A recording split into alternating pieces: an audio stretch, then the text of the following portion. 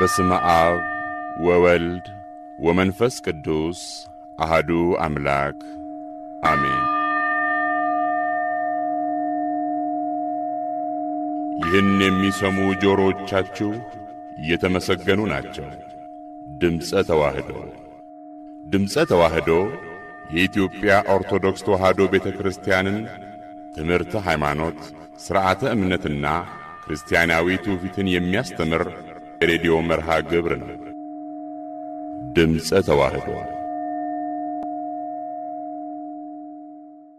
እግዚአብሔር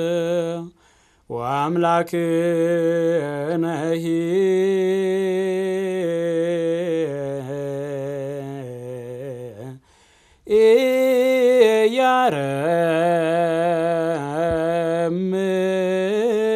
ኢያረምም እሳት ይነድድ ቅድሜሁ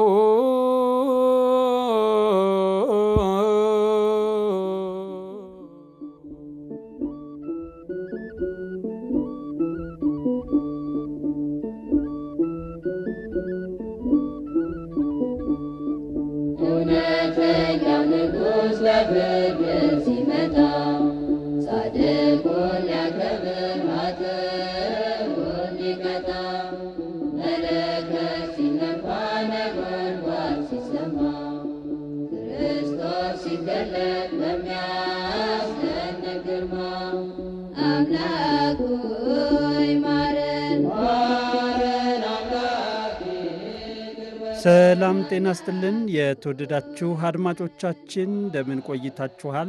ይህ በኢትዮጵያ ኦርቶዶክስ ተዋህዶ ቤተክርስቲያን በሰንበት ትምህርት ቤቶች ማደራጃ መምሪያ በማኅበረ ቅዱሳን የሚዲያ አገልግሎት ተቋም እየተዘጋጀ ወደ እናንተ የሚደርሰው የድምፀ ተዋህዶ የሬዲዮ መርሃ ግብራችን ነው። የተወደዳችሁ አድማጮቻችን እንኳን ለማዕከለ ጾም ወይም ለበዓለ ደብረ ዘይት በሰላም በጤና ጠብቆ አምላካችን አደረሳችሁ። በዓሉን የበረከት የረድኤት ያድርግልን። የተወደዳችሁ አድማጮቻችን መድኃኒታችን ኢየሱስ ክርስቶስ ዳግም ምጽአቱ ምን እንደሚመስል ለቅዱሳን አባቶቻችን ለሐዋርያት በሰፊው ያስተማረበት ቀን ነው። ይህ ቀን ብዙ ጉዳዮችን የያዘ ነው። ሊቃውንተ ቤተክርስቲያን መምህራን የእኩለ ጾምን ወይም የደብረ ዘይትን በዓል ምክንያት ያደረጉ ትምህርቶችን በየአውደ ምሕረቱ ያስተምራሉ።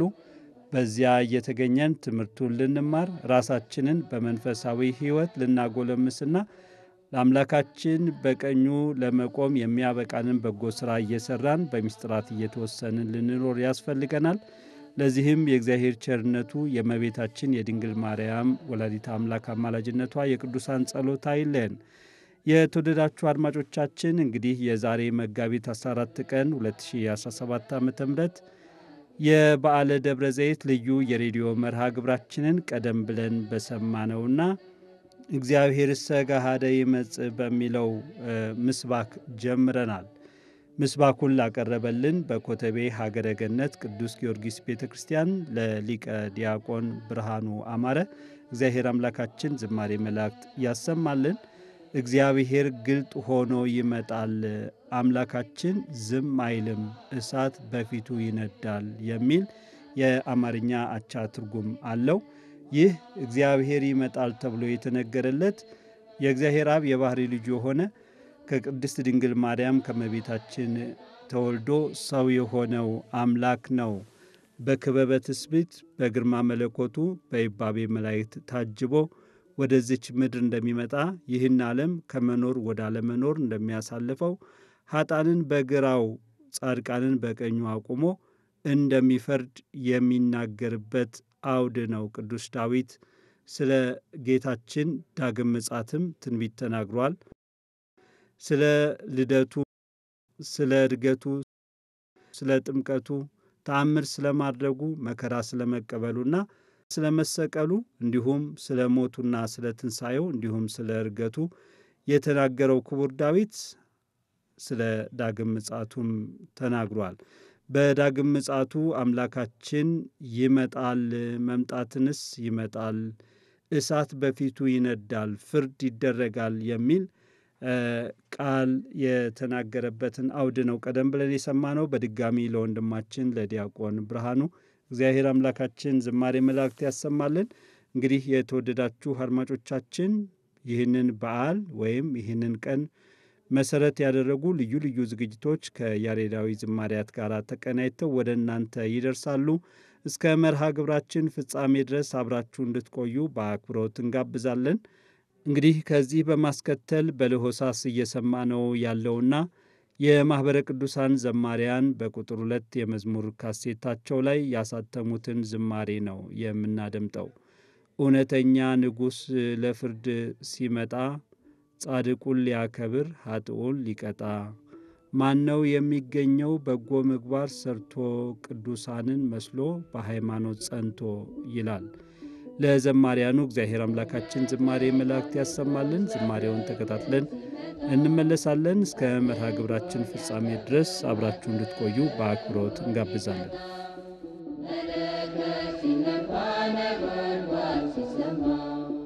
ክርስቶስ ሲገለጥ በሚያስደንቅ ግርማ አምላኩ ሆይ ማረን ማረን አምላኬ ይቅር በለን አምላኩ ሆይ ማረን ማረን አምላኬ ይቅር በለን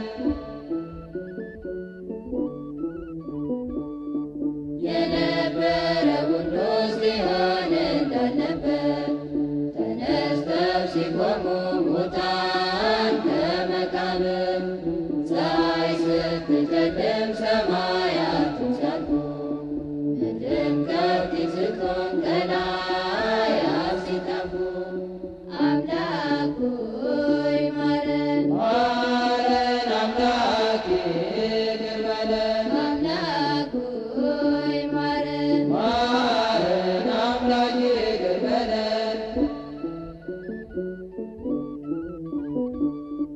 ፍጥረት ሲናሲርቅ ግርማው እያስፈራ የአዳም ዘር በሙሉ ሲቆም ከነሥራ ማነው የሚገኘው በጎ ምግባር ሰርቶ ቅዱሳንን መስሎ በሃይማኖት ጸንቶ አምላኩ ሆይ ማረን ማረን አምላኬ ይቅር በለን አምላኩ ሆይ ማረን ማረን አምላኬ ይቅር በለን በምድራዊ ሕይወት ትሩፋት ሲሠሩ ጻድቃን ሲደሰቱ ተግተው ሲዘምሩ ኃጥአን ሲጠፋቸው የሚሰወሩበት እኛስ ከየት ይሆን የምንገኝበት አምላኩ ሆይ ማረን ማረን አምላኬ ይቅር በለን አምላኩ ሆይ ማረን ማረን አምላኬ ይቅር በለን አምላኩ ሆይ ማረን ማረን አምላኬ ለዘማሪያኑ እግዚአብሔር አምላካችን ዝማሬ መላእክት እያሰማልን።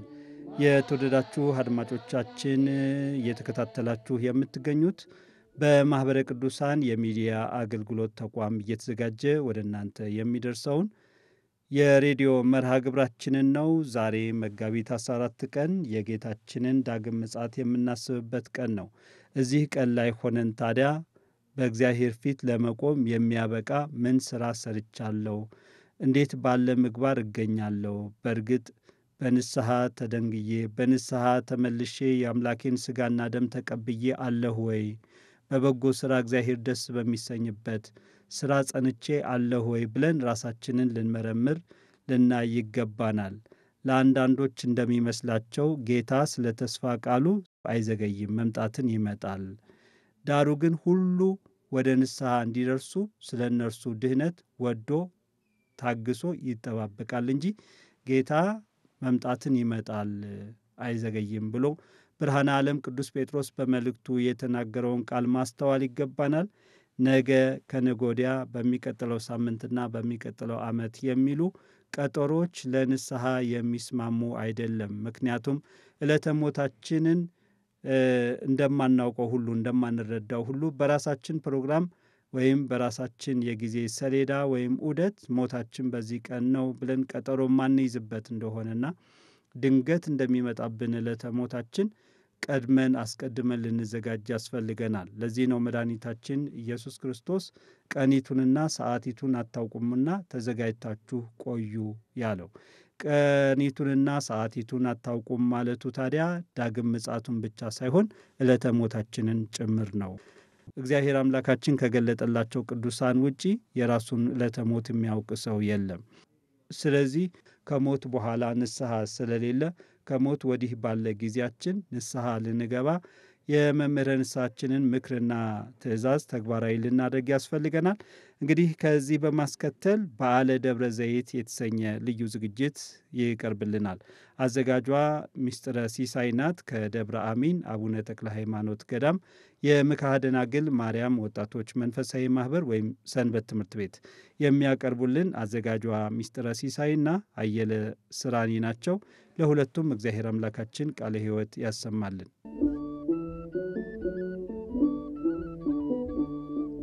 እውነተኛው ንጉሥ ለፍርድ ሲመጣ ጻድቁን ሊያከብር ኃጥኡን ሊቀጣ መለከት ሲነፋ ነጎድጓድ ሲሰማ ክርስቶስ ሲገለጥ በሚያስደንቅ ግርማ አምላክ ሆይ ማረን።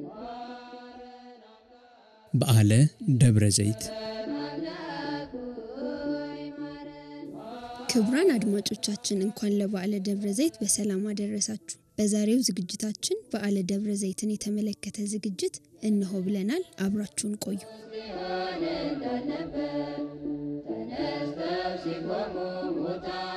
አምስተኛው የአብይ ጾም ሳምንት ደብረ ዘይት ይባላል። ስያሜው የተወሰደው ከማቴዎስ ወንጌል ምዕራፍ 24 ቁጥር 3 ካለው ትምህርት ነው። ደብረ ዘይት ከኢየሩሳሌም በስተምስራቅ አቅጣጫ የሚገኝ በወይራ ዛፎች የተሸፈነ ትልቅ ተራራ ነው። ጌታችን ምስጢራትን በተለያየ ቦታ ገልጧል። ምስጢረ ጸሎትን በጌቴሴማኒ፣ ምስጢረ መንግስቱን በደብረ ታቦር፣ ምስጢረ ቁርባንን በቤተ አልዓዛር፣ ምስጢረ ትንሣኤ ሙታንን በቤተ ኢያኢሮስ፣ ምስጢረ ምጽአቱን ደግሞ በደብረ ዘይት ገልጧል። ደብረ ዘይት ጌታችን ዳግም ለፍርድ መምጣቱንና ምስጢረ ምጽአቱን ለደቀ መዛሙርቱ በሚገባ የገለጠበት ዕለት ነው። ደብረ ዘይት ጌታችን በመዋዕለ ስብከቱ ለማደሪያነት ተጠቅሞበታል። ቀን ቀን በምኩራብ ያስተምራል፣ ሌሊት ሌሊት ደግሞ በደብረ ዘይት ያድራል። ይህንንም ቅዱስ መጽሐፍ እንዲህ በማለት ይመሰክራል። ዕለት ዕለት በመቅደስ ያስተምር ነበር፣ ሌሊት ግን ደብረ ዘይት ወደምትባል ተራራ ወጥቶ ያድር ነበር። ሕዝቡ ሁሉ ይሰሙት ዘንድ ማልደው በመቅደስ ወደ እርሱ ይመጡ ነበር።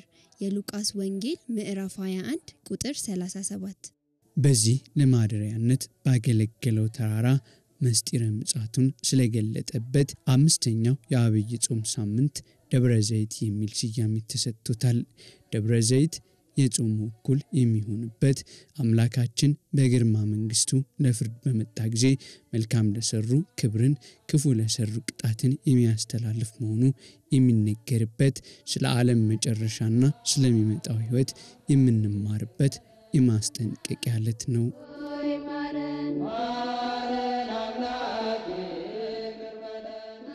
ደብረ ዘይት ጾሙ እኩል የሚሆንበት አምላካችን በግርማ መንግስቱ ለፍርድ በመጣ ጊዜ መልካም ለሰሩ ክብርን፣ ክፉ ለሰሩ ቅጣቱን የሚያስተላልፍ መሆኑ የሚነገርበት፣ ስለ ዓለም መጨረሻ እና ስለሚመጣው ሕይወት የምንማርበት የማስጠንቀቂያ ዕለት ነው።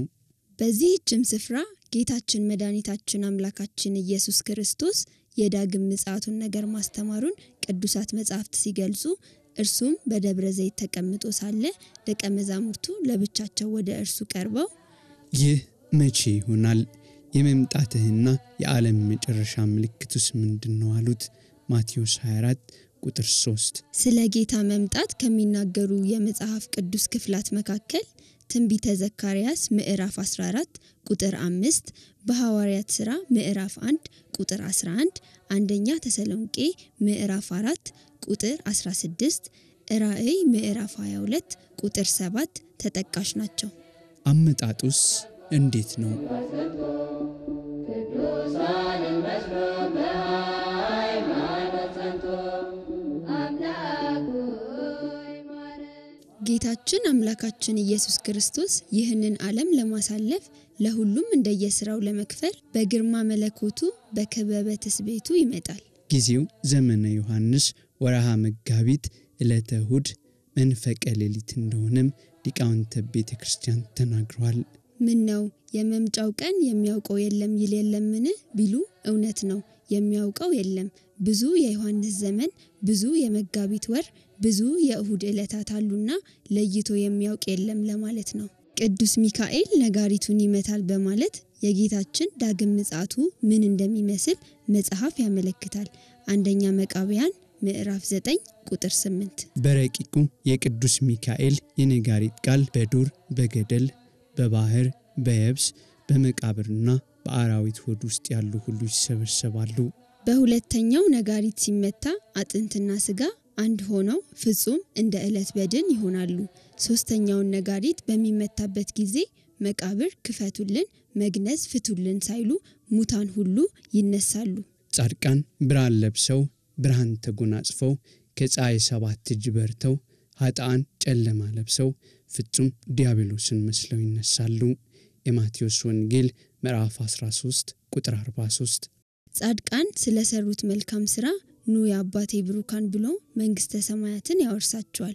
ኃጥአንን ስለ ክፉ ሥራቸው ከኔ ሂዱ ብሎ ገሃነም ይሰዳቸዋል። ጻድቃን ደስ ይላቸዋል፣ ኃጥአን ግን ያዝናሉ፣ ዋይ ዋይ ይላሉ፣ ደረት ይደቃሉ፣ እንባቸው ያፈሳሉ። የማይጥቅም ልቅሶ የማይረባ ሐዘን ነው። ሰቅለው የገደሉትም አይሁድ ክብሩን አይተው ላይጠቀሙ ይጸጸታሉ። ቅዱሳን ሐዋርያት ጌታችንን ስለሚመጣበት ዕለት ምልክቱን ጠይቀውት ነበር። ጌታችንም ማንም እንዳያስታችሁ ተጠንቀቁ፣ ብዙዎች እኔ ክርስቶስ ነኝ እያሉ በስሜ ይመጣሉ፣ ብዙዎችንም ያስታሉ።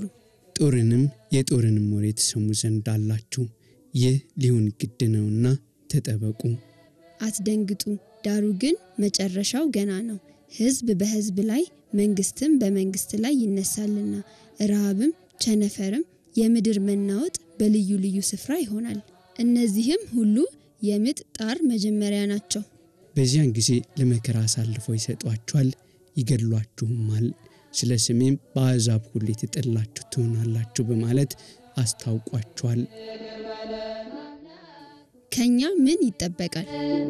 የጌታችን አመጣጥ እንደ ሌባ መሆኑን በመጻሕፍት ተጠቁሟል። ሌባ በየትኛው ሰዓተ ሌሊት እንደሚመጣ ባለቤት አስቀድሞ እንደማያውቅ ሁሉ ጌታችንም ባልታሰበ ጊዜ መምጣቱ ተነግሯል። ስለሆነም ምእመናን ሙሽራ ተብሎ የተነገረለትን ክርስቶስን ለመቀበልና እርሱን ተከትለው መንግስቱን ለማውረስ በሃይማኖት ጸንተው በምግባር ቀንተው መጠባበቅ ያሻቸዋል። ማንኛውም ሰው የራሱን ለተሞትና የጌታችንን ዳግም ምጽአቱ መቼ እንደሚሆን ማወቅ አይቻለውም። ተዘጋጅቶ መጠበቅ ግን ይጠበቅበታል። ቀኒቱንና ሰዓቲቱን አታውቁምና ተዘጋጅታችሁ ኑሩ የሚለው የመድኃኒታችን የማስገንዘቢያ ቃል የታመነ ነው። ማቴዎስ 26 ቁጥር 40 በዳግም ምጽአቱ በክብር ለመቆም ልንፈጽማቸው የሚገቡንን መንፈሳዊያን ተግባራት አስመልክቶ ቅድስት ቤተክርስቲያን በስፋት ታስተምራለች። ዕለት ዕለት ቅዱስ ቃሉን ከመስማት እስከ መተግበር ድረስ ትጋት ማሳየት አስፈላጊ ነው። ቃለ እግዚአብሔርን መስማታችን ለሰማያዊ ጉዟችን ስንቅ እንደሚሆነንም ተጠቁሟል። ቃሉን ካልሰማን በሕይወት መንፈሳዊት መኖር አይቻለንም። ከዛውም ጋር በሥርዓተ ንስሐና በቅዱስ ቁርባን መታተም በዳግም ምጽአቱ ጊዜ በቀኙ ለመቆም ያበቃናልና ከመምህረ ንስሐችን ጋር እየተገናኘን ድኅነታችንን ልንፈጽም ያስፈልገናል። ስለ ሁሉ የልዑል እግዚአብሔር ቸርነት የቅዱሳን ጸሎት አይለየን ለዘለዓለሙ አሜን። ምንጭ መጽሐፍ ቅዱስ እና ሌሎች አዋልድ መጽሐፍት። አምላክ ሆይ ማረን። ዝግጅቱን ተከታትለን ተመልሰናል። የተወደዳችሁ አድማጮቻችን፣ ለአቅራቢዎቹ እግዚአብሔር አምላካችን ቃለ ሕይወት ያሰማልን። እህታችን ማርታ ኃይለ ሥላሴ አምላክ ሆይ አደራ ያን ጊዜ እንድትራራ፣ አምላክ ሆይ አደራ ስለኛ እንድትራራ እያለች የዘመረችው ዝማሬ ተከታዩን የአየር ሰዓት ይይዛል። እሱን ተከትሎ ደግሞ አንድ አጠር ያለ ግጥም የምናሰማችሁ ይሆናል። ይህ ግጥም ከሞቴ ባሻገር የሚል ርዕስ አለው። አዘጋጅና አቅራቢው ዲያቆን ተስፋዬ ቻይ ነው። ከመንበረ መንግሥት ቅዱስ ገብርኤል ገዳም አምደ ሃይማኖት ሰንበት ትምህርት ቤት ለወንድማችን ቃለ ሕይወት ያሰማልን። ዝማሬውን እየዘመረችልን ላለችው ለእህታችን ማርታ ኃይለ ሥላሴም እግዚአብሔር አምላካችን ከጣዕሙ ብዛት የተነሳ አጥንትን የሚያለመልም የመላእክትን ዝማሬ ያሰማልን። የአምላካችን ቸርነት ምሕረቱ አይለየን። ዝግጅቶቹን ተከታትለን እንደገና እንገናኛለን። የእግዚአብሔር ሰላም ከሁላችን ጋር ይሁን። ስለኛ እንድትራራ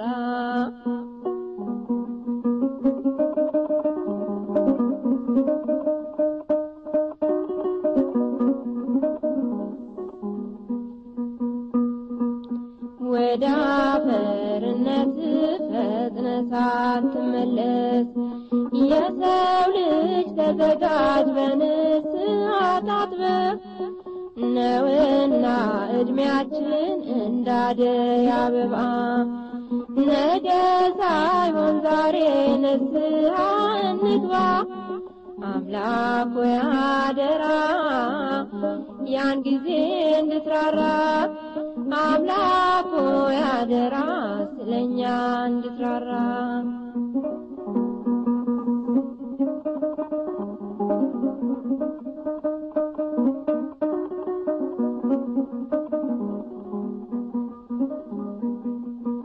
ሰው በአፉ ቢያምን በልቡናው ክዶ ምንም ጥቅም የለው ያለ ተዋህዶ።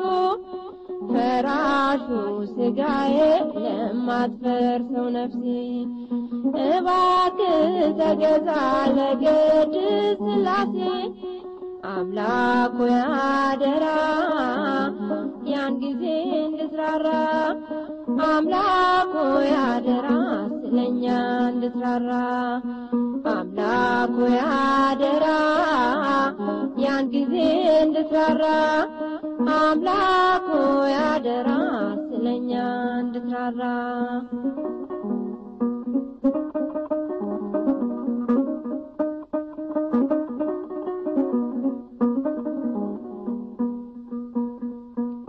ምንም ብበድልህ ቢበዛ ኃጢአቴ አቤቱ አትቅሰፈኝ በወጣትነቴ። ለፍርድ ስትመጣ በዕለተ ምጽአት ምን መልስ ሲሆን አምላክ ካንተ ፊት። አምላክ ሆይ አደራ ያን ጊዜ እንድትራራ፣ አምላክ ሆይ አደራ ስለኛ እንድትራራ። አምላክ ሆይ አደራ ያን ጊዜ እንድትራራ፣ አምላክ ሆይ አደራ ስለኛ። በስመ አብ ወወልድ ወመንፈስ ቅዱስ አሐዱ አምላክ አሜን። ከሞቴ ባሻገር አምላክ ሆይ አደራ ቀድመ ስትመጣ ነበር ልታድነን፣ ጨለማን አርቀ ብርሃን ልታለብሰን። ካጎበጠን በደል ከተጫነን ቀንበር በሞት አላቀ ልታለብሰን ክብር። ቀድመ የመጣው በሰጠን ተስፋ በቃል መሰረት ሞታችንን ገድለ ልትመልሰን ነበር ዳግም ከልጅነት። ቃላት በማይገልጹት ከሊናት በራቀ መላእክቱን ሳይቀር እጅግ ባስደነቀ መከራን ታክሰ ከዳቢሎስ ጉያ ልትለየን ነበር በቅዱስ መስቀሉ እጅና እግሮች በግፍ ሲቸነገር። አሁን ግን ወደኛ ዳግም አመጣጥ በማናዊ ቃል ለጻድቃን ሕይወትን ለኃጥአን ቅጣትን ልትከፍላቸው ነው ለሁሉም ዋጋውን። በነቢያት አድረ ምልክቱን ስትገልጽ ቀላያት ሲጠፉ ምድር ስትናወጥ ከፀሐይ መፍለቂያ እስከ መግቢያው ድረስ ምድርን ስትጠራት ፍጻሜዋ ሲደርስ ሰማይና ቀላይ እንዲያልፉ ያወሽከው በተግባር ስናየው የሊቀ መላኩ የተነሱ አዋጅ ሲጎሰም ነጋሪት ሲነፋ መለከት ሁሉም ለውሳኔ ሲሰየም በግብሩ ከቃል ሲደመጥ ክብርና አሳሩ ከየትኛው ይሆን ጌታ ሆይ ስፍራዬ ከሞቴ ባሻገር ዳግም መኖሪያዬ? እድሉን አስፍተ ምክንያት ለድነቴ በምርጫዬ ስጓዝ በስቶ ነፃነቴ የዘመኔን ቁጥር ልኬቱን ሳላቀው በባርነት ስያዝ ከበደል ገብቼው ከጽድቅ ተራቁቼ ንስሐን ሸሽቼ ለማላቀው ነገ ቀጠሮ ሰጥቼ ሳልታረቅ ካንተ ዘመኔ ነጎደ የክፋት ስራዬ በራሴ ፈረደ። ቀድመ የመጣኸው በሰጠህን ተስፋ በቃል መሰረት ሞታችንን ገድለ ልትመልሰን ነበር ዳግም ከልጅነት።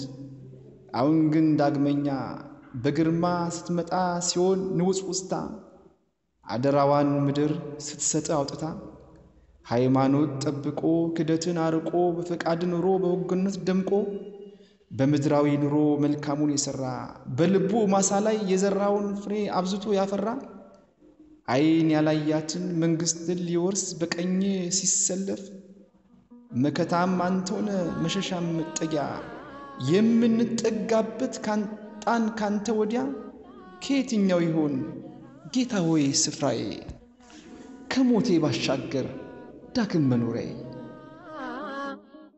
ታላቅ የሚያስፈራው ልዩ ቀን ሲመጣ የዓለም ፍጻሜዋ አዋጇ ሲወጣ በምድር ጭንቀቱ ጩኸት ሲበረታ አንዱ አንዱን ሲረታ ወዳጅ ለወዳጁ ሲሆነው ጠላቱ እናት በልጇ ላይ ልጅ ደግሞ በአባቱ ደፍሮ ሲሰነዝር የጭካኔ በትር ጥላቻና ጸቦ ሲተኩ በፍቅር ምልክቱ ደርሶ የዓለም ፍጻሜ በርሱ ሲገታ የምድሪቱ ዕድሜ ፀሐይ ስትጨልም ጨረቃም ስትደማ ዳግም ስትገለጥ በሚያስፈራ ግርማ ትዕቢተኛው ሲርድ ክፋቱ ሲመራው ከመከራው ወጥመድ ባርምሞ በቃል አንተ የፈጠርካቸው ምጽአት ደርሶባቸው በቃል መሰረት ተጠቅልለው ሲያልፉ የብርሃን ምንጮች ፀሐይም ጨረቃም ከዋክብት ሲጠፉ ስትመጣ ያኔ በይባቤ መላክ በምርጦች ዝማሬ እንዴት እቆማለሁ በፊት ደፍሬ? ጨረቃ ስትቀላ ከጻዳነቷ ለውስ ሲታይበት ከተፈጥሮ ግብሯ አሁንም አግዘኝ ከመንገድ ምራኝ ከቅዱሳን ንብረት ክፍሌ እንዲሆንልኝ የእረፍቴ ጊዜ ለኔ ምጽአቴ ሳይመጣ እልፈቴ ከክፋቴ ይልቅ የበዛው ትዕግስት የሚያስደንቅ ፍቅር የቅዱሳን ጸሎት ምልጃዋ የእናት ከለላ ይሁኑኝ ከመቆም በግራ በፍርድ አደባባይ ከዚያ ከሚያስፈራ ከማይጠቅም ጩኸት ልሰወር ያን ጊዜ ለምሕረት የሚሆን ልገኝ ምግባር ይዤ ንዑ ከሚባሉት ከአባት ብሩካን አንዱ ልሁንና ልግባ ከብርሃን ከጽልመቱ ሳይሆን ጻዳን ለብሼ ሕይወትን እንድወርስ በቀኝ ነግሼ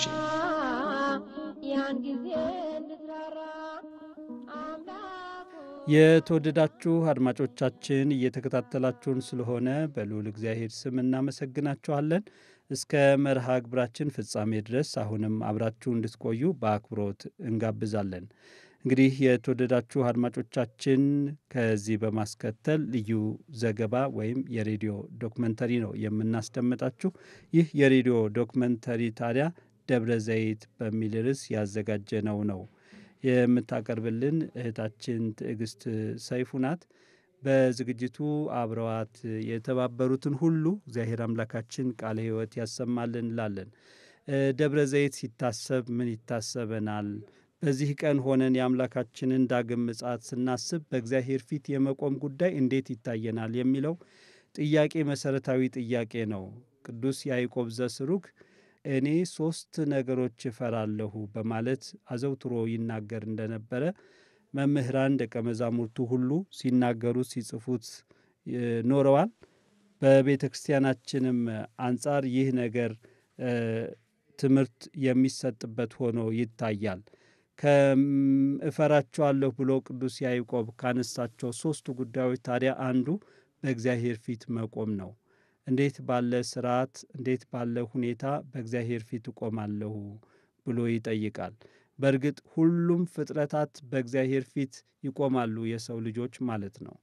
ታዲያ በእግዚአብሔር ፊት ስንቆም የሚያሳፍር ነገራችንን ይዘን ነው ወይስ በንስሐ ተደንግለን ከኃጢአት ከበደላችን ነፍሳችንን ከሚያሳድፍ ከቆሻሻው የነፍስን ቅድስና ከሚያጎድል ከግብረ ኃጢአት በንስሐ ነጽተን ነው የሚለው ጥያቄ ከወዲሁ ሊመለስ የሚገባ ነው በእውነት። ስለዚህ ይህንን እንድናደርግ ያስፈልገናል። ተከታዩ ዝግጅት እንግዲህ ይህንኑ መሰረት ያደረገ ዘገባ ነው። በዝግጅቱ የተሳተፉትን ሁሉ አስቀድመን በልዑል እግዚአብሔር ስም እናመሰግናቸዋለን። ዝግጅቱን ተከታትለን እንመለሳለን። እስከ መርሃ ግብራችን ፍጻሜ ድረስ አሁንም አብራችሁ እንድትቆዩ በአክብሮት እንጋብዛለን።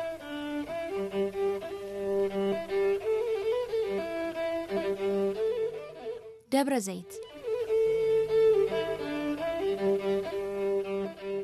ደብረ ዘይት የሚለው ቃል ከሁለት ቃላት የተገኘ ሲሆን እነዚህም ደብርና ዘይት ናቸው። ደብር ማለት ተራራ ሲሆን ዘይት ደግሞ ወይራ ማለት ነው። ስለዚህም ደብረ ዘይት የወይራ ዛፍ የበዛበት ተራራ ማለት ነው። ማዕከለ ጾም የምንለው አብይ ጾም ከምንጾማቸው 55 ቀናት ውስጥ ያሉ ሳምንታት ስያሜ ያላቸው ከዛ ውስጥ ደብረ ዘይት የምንለው የጾም እኩሌታ ወይንም አጋማሽ ላይ የምናከብረው በዓል ሲሆን የጌታን ምጽአት የምናስብበት ነው። ደብረ ዘይት የዘይት ተራራ እንደሆነ አውቃለሁ። የተፈጸመበትን ደብረ ዘይት የምንለው በቤተ ክርስቲያናችን አስተምሮ የአብይ ጾም መካከል የምናከብረው ሲሆን የጌታችን የመድኃኒታችን የኢየሱስ ክርስቶስን ዳግም መምጣቱን ለፍርድ የምንቆምበትን ቀን የምናስብበት መሆኑን የምናስብበት ቀን ነው። ደብረ ዘይት ማለት ያው በተለምዶ የጾም እኩሌታ የምንለው ሲሆን የክርስቶስን ዕለተ ምጽአት የምናስብበት ቀን ነው። ደብረ ዘይት ማለት የዘይት ተራራ ማለት ነው። የዘይት ተራራ የሚለውን ስያሜ ያገኘው ደግሞ ተራራው የወይራ ዘይት የሚወጣበት የወይራ ዛፍ በብዛት ስለሚገኝበት ነው። ይሄ ደብረ ዘይት በእስራኤል ሀገር ነው የሚገኘው። ከኢየሩሳሌም በስተምስራቅ የሚገኝ ተራራ ነው። ደብረ ዘይትን በቀጥታ ከዕለተ ምጽአት ጋር አናበን ወይም አሰናስለን ወይም አንድ አድርገን እንድንናገር የሚያስገድደን መጽሐፍ ቅዱስ ነው። በዚህ በትንቢተ ዘካርያስ ምዕራፍ 14 ቁጥር 4 ላይ በዚያም ቀን እግሮቹ በኢየሩሳሌም ትይዩ በምስራቅ በኩል ባለው በደብረ ዘይት ላይ ይቆማሉ ይላል። በዚያን ቀን የሚለው ዕለተ ምጽአትን ነው። ጌታችን መድኃኒታችን ኢየሱስ ክርስቶስ ሲመጣ በዳግም ምጽአት ማለት ነው። እግሮቹ በኢየሩሳሌም ትይዩ በምስራቅ በኩል ባለው በደብረ ዘይት ላይ ይቆማሉ ይላል። ደብረ ዘይት ዳግም ምጽአቱ የሚገለጥበት ማዕከለ ምድር ነው ማለት ነው። ደብረ ዘይት ካለ በኋላ ይቆማሉ ካለ በኋላ ደብረ ዘይትም በመካከል ወደ ምስራቅና ወደ ምዕራብ ይሰነጠቃል። እጅግ ታላቅ ሸለቆ ይሆናል። የተራራውም እኩሌታ ወደ ሰሜን እኩሌታውም ወደ ደቡብ ይርቃል ይላል። ስለዚህ ደብረ ዘይትን ከዕለተ ምጽአት ጋር የሚያገናኝልን መጽሐፍ ቅዱስ ነው። በቤተ ክርስቲያናችን አስተምህሮ አባታችን ሊቁ ቅዱስ ያሬድ የአብይ ጾም ሳምንታትን በሰየመበት ሁኔታ የጾም እኩሌታ በዚህ ስም ተጠርቷል። ጌታችንም በዚህ ተራራ ስለ ዳግም ምጽአቱ በማስተማሩ ዕለቱ በስፍራው እንዲሰየም ሆኗል። በማቴዎስ ወንጌል ምዕራፍ 24 ቁጥር 3 ጀምሮ ተጽፎ እንደምናገኘው እርሱም በደብረ ዘይት ተቀምጦ ሳለ ደቀ መዛሙርቱ ለብቻቸው ወደ እርሱ ቀርበው ንገረን፣ ይህ መቼ ይሆናል? የመምጣትህና የዓለም መጨረሻ ምልክት ውስጥ ምንድነው አሉት ይለናል። ዳግም ስትመጣ ለፍርድ ደቀ መዛሙርቱም የመቅደሱን ግንቦች ሊያሳዩት ቀረቡ። እርሱ ግን መልሶ ይህን ሁሉ ታያላችሁን? እውነት እላችኋለሁ ድንጋይ በድንጋይ ላይ ሳይፈርስ በዚህ አይቀርም አላቸው ይላል። እንግዲህ ይህንን ካላቸው በኋላ ይሄ የሚሆነው መቼ ነው? የዕለተ ምጽአት መጨረሻ ያንተ የመምጣት ምልክት ምንድነው ብለው የጠየቁት የት ነው? ደብረ ዘይት ላይ ነው። ስለዚህ ደብረ ዘይት ከዕለተ ምጽአት ጋር አገናኝተን ደብረ ዘይትን የምንሰብከው የምንናገረው በዚህ ምክንያት ነው። ጌታችን ለደቀ መዛሙርቱ ስለ ዳግም ምጽአቱ በነገራቸው ጊዜ ያልጠበቁት በመሆኑ ስለ ነገሩ በስፋት እንዲያስረዳቸው ጠይቀውታል። እነርሱ የቤተ መቅደሱን ውበትና አሰራር በሚያደንቁበት በዚያ ሰዓት የቤተ መቅደስን መፍረስና የዓለምን ህልፈት መስማት እረፍት ነስቷቸው ነበር። አያይዘውም ያ ሰዓት መቼ እንደሆነ እንዲሁም ምን እንደሚፈጠር ጠይቀውታል። እርሱም ስለ ትክክለኛው ጊዜ ሳይገልጥ ስለዚያሽ ቀንና ስለዚያሽ ሰዓት ግን ከአባት ብቻ በቀር የሰማይ መላእክትም ቢሆኑ የሰው ልጅም ቢሆን የሚያውቅ የለም በማለት መልሷል። ስለሚፈጠሩት ሁኔታዎች ግን ሰፊ ማብራሪያን ሰጥቷቸዋል። ትምህርቱም በማስጠንቀቂያዎች፣ በምክሮች፣ በማጽናኛዎች፣ በምሳሌዎችና በምልክቶች የተሞላ ነበር። ብዙዎች በእግዚአብሔር ፊት ስለመቆም ልዩ ልዩ ምልከታዎች አሏቸው።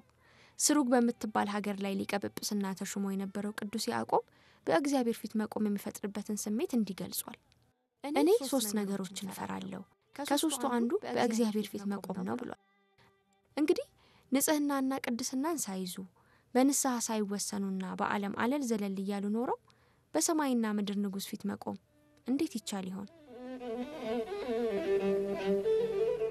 ደስ የሚል የሚያስፈራ እና ደግሞ የሚያስደነግጥ ይመስለኛል።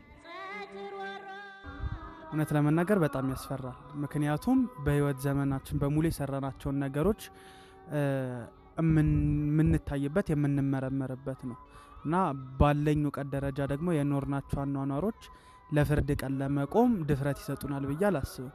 ስለዚህ የሚያስፈራ ስሜት አለው ብዬ አስባለሁ። የሚያስፈራ ካለን ሁኔታ አንፃር አሁን ካለንበት የሚያስፈራ ይመስለኛል። ይህ በጣም የሚያስፈራ ስሜት አለው። ምክንያቱም መለከት ተነፍቶ ኢየሱስ ክርስቶስ በኃይለ ግርማ የሚመጣበት ነውና ሁሌም ሳስበው በጣም የሚያስፈራ ስሜት ነው። እኔ በእግዚአብሔር ፊት መቆም አይደለም። ለምሳሌ አንድ ሰው ከአንድ ፖሊስ ጣቢያ ትፈለጋለህ የሚል ቃል ሲሰማና በፖሊሱ ፊት ሲቆም ወይ በፍርድ ቤት ሲቆም ወይ ደግሞ እሱ የተለየ ስፍራ በሚሰጠው አንድ ባለስልጣን ፊት መቆም፣ በህዝብ መሃል ወይም በህዝብ ፊት መቆም በራሱ በጣም ከባድ ነው። እንደውም ኢትዮጵያውያን የሰው ፊት አታሳየኝ ይላሉ። የሰው ፊት ያቃጥላል። በጣም ከባድ ነው እና በእግዚአብሔር ፊት እንደው ቸርነቱን፣ አባትነቱን፣ አምላክነቱን አይተን ድፍረት ሊኖረን ይችላል። መንፈሳዊ ድፍረት ማለት ነው። አባታችን ብለን ስለምንጠራው ግን መለኮታዊ ግርማውን ያውም ደግሞ በዛ ልክ አይገለጥልንም አምላካችን። መለኮታዊ ግርማውን ስናይ በጣም ከባድ ነው የሚሆነው ካላስቻለን በስተቀር። የምንመካበት ስራ ሳይኖረን በፊቱ መቆም ያሳፍራል። አንድ ሰው የተበደረውን ብድር ሳይከፍል በአበዳሩ ፊት መቆም እንደሚፈራ ማለት ነው። ከፍጥረታት ሁሉ የከበረ የሰው ልጅ በዳግም ምጽአቱ ከጌታችን ቀኝ አሊያም ከጌታችን ግራ ሊቆም ይገደዳል። ይህንንም የሚወስነው ሃይማኖቱን ከማጽናቱን በላይ በምድር ላይ በነበረው ቆይታው ያደረጋቸው መልካምና ክፉ ተግባራት ናቸው። በቃ እግዚአብሔርን መፍራት፣ እሱ ያዘዘንን ትእዛዞች መጠበቅና በስርዓቱ መሄድ። ከመምህራን እንደተረዳሁትኝ የእግዚአብሔር ተቀዳሚ ፍላጎት ወይም ደግሞ ከሰው ልጅ የሚፈልገው ነገር ንጽህ ልቦና ወይም ደግሞ የልብ ንጽህና ነው። ስለዚህ አንደኛው እሱ ነው ብዬ አስባለሁ። የልብ ንጽህና ያለው ሰው ዓለምን ይገዛል ይላሉ አባቶች። ስለዚህ የልብ ንጽህና ተቀዳሚ ተፈላጊው ነገር ስለሆነ በእግዚአብሔር ፊት ለመሞገስ ለመቆም የልብ ንጽህና ያስፈልጋል ብዬ አስባለሁ። እሱ ባዘዘን ወይም እሱ በመራን መንገድ መሄድ፣ እሱ ባለን መንገድ መከተል። ጌታችን ለማጽናኛና ለምክር ይሆነን ዘንድ ንቁ፣ ተጠንቀቁ፣ አትደንግጡ፣ ጽኑ፣ ተግታችሁ ጸልዩ፣ ተማሩ፣ እወቁ እንዲሁም ተዘጋጅታችሁ ኑሩ ባለው አምላካዊ ትምህርት መሰረት በምድር ቆይታው ከአምላክ ጋር የሚያኖሩትን በጎ ምግባራት መላበስ ይገባል። ይኸውም ቃሉን ከመማር ጀምሮ የመንፈስ ፍሬዎች የሆኑትን ትህትና፣ በጎነት፣ ቀናነት፣ ቸርነትና የዋሃት እንዲሁም የሕግ ሁሉ ፍጻሜ የሆነውን ፍቅር ሊላበስ ይገባል። የሰው ልጅ በኃጢአት ቢወድቅም በንስሐ የሚነሳ ነውና ኃጢአቱን ዘወትር በመናዘዝ ንጹሕ ሊሆን ይገባል። የዘላለም ሕይወትን ያገኝ ዘንድም የጌታችንን ቅዱስ ሥጋና ክቡር ደም ሊቀበል ይገባል። ያኔ ንጹሕ ባህሪ በሆነው በእግዚአብሔር ፊት በአምላካችን ቸርነት በክብር እንቆማለን። በተቃራኒው ደግሞ የዓለምን ሥራ መለያየት፣ መናፍቅነት፣ ምቀኝነት፣ መግደል፣ ስካር፣ ዘፋኝነት እንዲሁም ዘረኝነት የመሳሰሉትን የምናደርግ ደግሞ የአምላካችን ቁጣ በላያችን ላይ ይወርድብናል። በጌታችን ፊት በክብር ለመቆም በእናንተ በኩል ምን ዝግጅት እያደረጋችሁ ነው ስንል የጠየቅናቸው ሰዎች ተከታዩ ምላሽ ሰጥተውናል።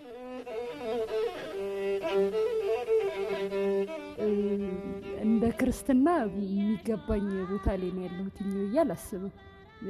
ያው በእኔ አንዳንዴ ክርስቶስን መከተል አለብን ብለን እንከተላለንና እኔም ወደዛ መንገድ ውስጥ ገብቼ ነበረ። ከዛ ደግሞ ድጋሚ እንግዲህ ያው የዓለም ውጣ ውረዱን በራሱ አለና ድጋሚ ወደ ኋላ እየተንሸራተትኩኝ እንደመጣሁኝ ይሰማኛልና በዚህ አጋጣሚ እንግዲህ በጸሎታችሁ አስቡኝ ነው ብላ እውነት ለመናገር በጣም በተቃራኒው እየሄድኩኝ ይመስለኛል። በጣም እውነት ለመናገር ጥያቄዎቹ ራሳችንን እንድንፈትሽ የሚያደርጉ ናቸው። በእውነቱ ግን እኔ እንጃ ጥሩ ላይ ነኝ ብዬ አላስብም፣ በዝግጅቱ ደረጃ ማለት ነው። አይ የለሁበት። ከእያንዳንዱ አማኒ የሚጠበቀው ሁለት ነገር ነው። እስከ መጨረሻው ድረስ አጽንቶ መያዝ ማለት ነው። ሃይማኖትን ከምግባር፣ ምግባርን ከሃይማኖት አስተባብሮ መኖር፣ በፈቃደ እግዚአብሔር በምክረ ካህን መኖር ማለት ነው። በፈቃደ እግዚአብሔር በምክረ ካህን መኖር፣ የካህኑን ትምህርቱን፣ ምክሩን፣ ተግሳጹን እየተቀበሉ የንስሐ አባት እያማከሩ መኖር ነው። ሁለተኛው ቸርነቱን ማመን ነው። እኔ ምንም ለስራ ምን በስራዬ አልድንም። በስራው ማን ፍጹም የሆነ የለም። ስራው ለቸርነቱ ማስገቢያ ነው። እኛ ተገዥነታችንን ታዛዥነታችንን ለመግለጽ ነው። ስለዚህ ስራ የታዘዝነውን እያደረግን የታዘዝነውን እየሰራን በወንጌል እንደተጻፈው አይደል የታዘዝነው የማንጠቅም ባሮች ነን ልናደርገው የሚገባንን አድርገናል በሉ አይደል የተባለው። እየጾምን እየጸለይን እያስቀደስን ንስሐ እየገባን እየቆረብን የበደልነው የቀማነውን እየመለስን በሕጉ በሥርዓቱ ለመኖር መሞከር፣ ከዛ ደግሞ ቸርነቱን አምኖ መኖር ይገባል ማለት ነው።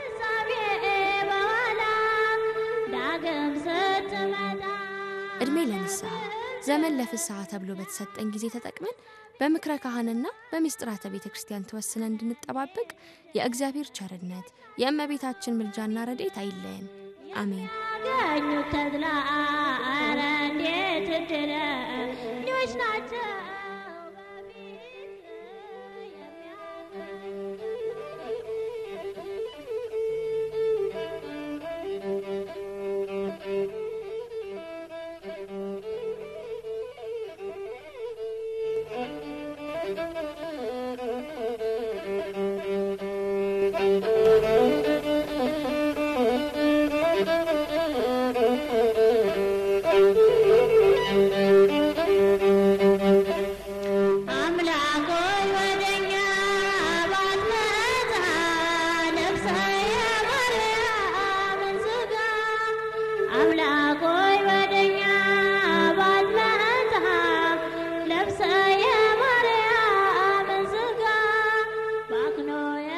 የተወደዳችሁ አድማጮቻችን ያደመጣችሁ የምትገኙት የመጋቢት 14 ቀን 2017 በዓለ ደብረ ዘይትን ምክንያት አድርጎ የተዘጋጀውን ልዩ የድምጸ ተዋህዶ የሬዲዮ መርሃ ግብራችንን ነው።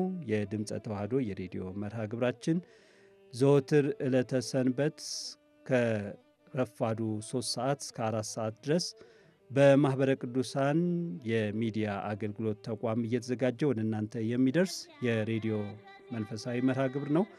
አሁንም እስከ መርሃ ግብራችን ፍጻሜ ድረስ አብራችሁን ቆዩ። በዝግጅቶቻችን ላይ ያሏችሁን ሐሳብ፣ አስተያየት ወይም ጥቆማ በይፋዊ የማህበረ ቅዱሳን የቴሌቪዥን የቴሌግራም ገጽና በዩቲዩብ አማካይነት ልታደርሱን ትችላላችሁ። እንዲሁም ቢቀርቡ ያስተምራሉ፣ ይመክራሉ፣ ያጽናናሉ ብላችሁ የምታስቧቸውን ማናቸውንም መንፈሳዊ ይዘት ያላቸውን ዝግጅቶች መንበረ ፓትርያርክ ቅድስተ ቅዱሳን ማርያም ገዳም አጠገብ ከሚገኘው የማህበረ ቅዱሳን መገልገያ ህንፃ 7ኛ ወለል በመምጣት ልትሰጡን ትችላላችሁ።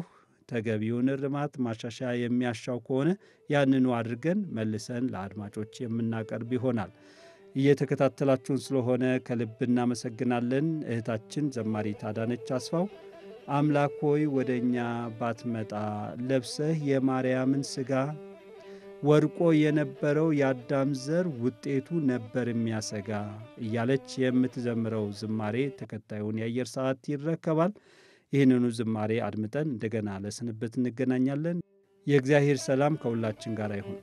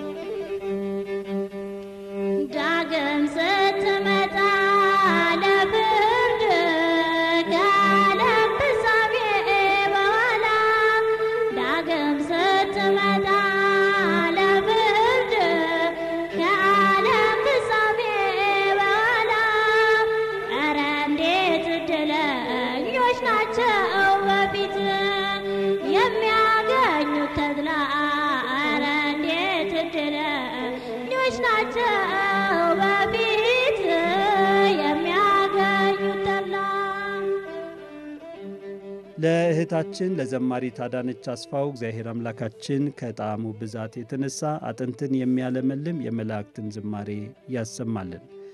የተወደዳችሁ አድማጮቻችን እስካሁን ድረስ አብራችሁን በመቆየት ዝግጅቶቻችንን ስትከታተሉ ስለነበራችሁ በልዑል እግዚአብሔር ስም እናመሰግናችኋለን። ቀኒቱንና ሰዓቲቱን አታውቁምና ተዘጋጅታችሁ ኑሩ ብሎ አምላካችን እንደነገረን እርሱን ለመቀበል ወይም እርሱን አጅበን መንግሥቱን ለመውረስ ይቻለን ዘንድ ዘወትር በቃለ እግዚአብሔር ራሳችንን እየመረመር በንስሐ ሰውነታችንን ነፍሳችንን እያጸዳን በሥጋ ወደሙ እየታተምን በዝግጅት በመንፈሳዊ ገድል ተወስነን ልንጠባበቅ ያስፈልጋል። ለዚህም የእግዚአብሔር ቸርነት የእመቤታችን አማላጅነት አይለየን። ከቀሪ የማኅበረ ቅዱሳን የቴሌቪዥን ዝግጅቶች ጋር መልካም ቆይታ እንዲሆንላችሁ በመመኘትና ያንንም እንድትከታተሉ በመጋበዝ በዚሁ እንሰናበታለን። መርሃ ግብሩን በመምራትና ዝግጅቶቹን በማስተዋወቅ እኔ ቀሲስ ዮሴፍ ይኩኖ አምላክ አብሬያችሁ ቆይታ አድርጌያለሁ። የእግዚአብሔር አብ ጸጋ፣ የእግዚአብሔር ወልድ ፍቅር፣ የእግዚአብሔር መንፈስ ቅዱስ አንድነት ቸርነት፣ የእመቤታችን የቅድስተ ቅዱሳን ድንግል ማርያም ወላዲተ አምላክ አማላጅነት፣ የቅዱሳን አባቶቻችንና እናቶቻችን ድል የማትነሳ በረከታቸው፣ ጥርጥር የሌለባት ንጽሕት ቅድስት ተዋህዶ እምነታቸው በእኛ ላይ ጸንታ ትኑር ለዘላለሙ አሜን።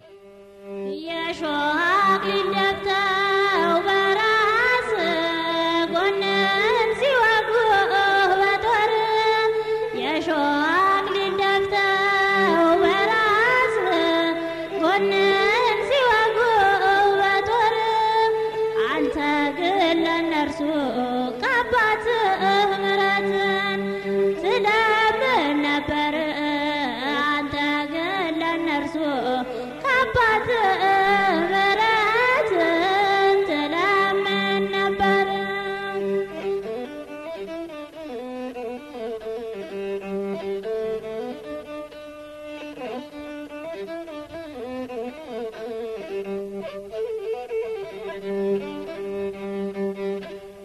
ግን መቼ አወቁት እነርሱ በኃጢአት ደንዝዞ ልባቸው። ግን መቼ አወቁት እነርሱ በኃጢአት ደንዝዞ ልባቸው። መድኃኒታቸውን ገረፉት፣ ሰቀሉት፣ አንተ ሞትክላቸው። መድኃኒታቸውን ገረፉት፣ ሰቀሉት፣ አንተ ሞትክላቸው።